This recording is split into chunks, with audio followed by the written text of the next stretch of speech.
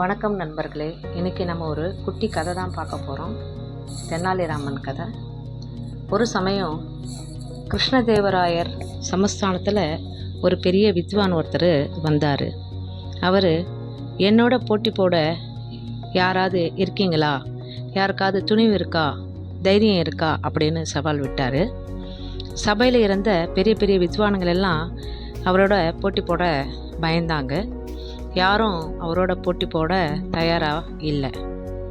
அந்த நேரத்தில் ஒருவர் மட்டும் தைரியமாக வந்து நான் அவரோட போட்டி போட தயாராக இருக்கிறேன்னு சொன்னார். அவர்தான் தெனாலிராமன், அந்த சமஸ்தானத்தில் விகடகவி. அவர் என்ன அனுப்புங்க, நான் அந்த போட்டியில் வெற்றி பெறுவேன்னு சொன்னார். உனக்கு அவ்வளோ தைரியம் இருக்கான்னு அங்கே கூடியிருந்தவர்களெல்லாம் அவரை பார்த்து சிரித்தாங்க. அதுக்கு அவர், எனக்கு தைரியம் மட்டும்தான் இருக்குது, தைரியம் இருந்தால் அதிர்ஷ்டம் தானாக வரும்னு சொன்னார். அடுத்த நாள் சபை கூடிச்சு.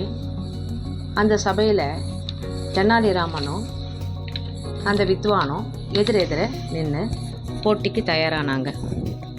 அந்த வித்வான் தெனாலிராமனை பார்த்து ஒரு விரலை காட்டினார். தெனாலிராமன் பதிலுக்கு 2 விரலை காட்டினார். அவர் 3 விரலை காட்டினார். தெனாலிராமன் 4 விரலை காட்டினார். அந்த வித்வான் 5 விரலை காட்டினார். தெனாலிராமன் கை முஷ்டியை மடக்கி காட்டினார்.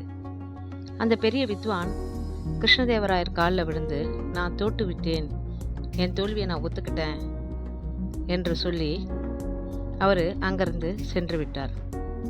கிருஷ்ணதேவராயருக்கு ஒன்றும் புரியல. அந்த வித்வானை தனியாக கூப்பிட்டு என்ன நடந்துச்சு அப்படின்னு கேட்குறாரு. நான் ஆண்டவன் ஒருவன்தான் என்று ஒரு விரலை காட்டினேன், அப்படியல்ல, சக்தியை சேர்த்தால் சக்தியும் சிவனும் 2 என்று 2 விரலை காட்டினார். மூர்த்திகள் 3 என்று 3 விரலை காட்டினேன், தேவர்கள் 4 என்று 4 விரலை காட்டினார். பஞ்சபூதங்கள் 5 என்று 5 விரலை காட்டினேன், அதையெல்லாம் அடக்கி ஆளணும்னு முஷ்டியை உயர்த்தி காட்டினார். அப்பப்பா, உங்கள் வித்வானுக்கு எப்பேற்பட்ட அறிவு, அவர் தான் ஜெயிச்சார், நான் தோத்துட்டேன்ட்டு அவர் அங்கேருந்து சொல்லிட்டு கிளம்பிட்டார். உடனே கிருஷ்ணதேவராயர் தெனாலியை கூப்பிட்டு என்ன நடந்தது அப்படின்னு கேட்டார்.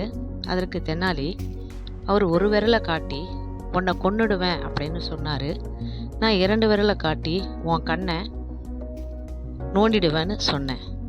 உனக்கு நாமம் போட்டுடுவேன்னு 3 விரலை காட்டினார். அதை அழிச்சிடுவேன்ட்டு நான் 4 விரலை காட்டினேன்.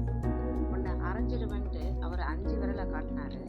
நான் பதிலுக்கு உன்னை குத்திடுவேன்ட்டு முச்சியை மடக்கி காட்டினேன். தெனாலிராமன் செய்த செயலை பார்த்து எல்லாருக்கும் ஆச்சரியமாக இருந்தது.